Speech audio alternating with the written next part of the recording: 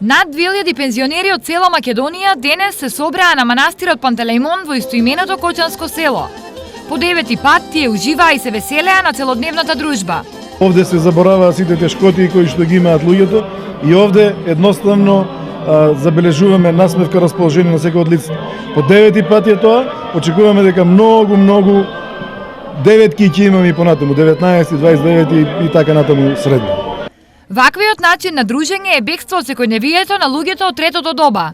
Запознаваат природни убавини, запознаваат нови пријателства и што е најважно, на тој начин го разбиваат она депресијата, меланхолијата, ако останат во 4 зида.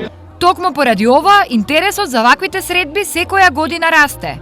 Ја мислам секоја година во година се подобро присуството, подобро посетено, има голем интерес кај сите присутни. Ние настојуваме да бидат што позадоволни да сидат и да понесат добри спомени и за до година да бидат уште побројни. Средбата во Пантелеј е традиционална и таа се одржува по 9-ти пат. До година пензионерите ќе слават мал јубилеј, па за него подготовките ќе ги почнат веќе од утре.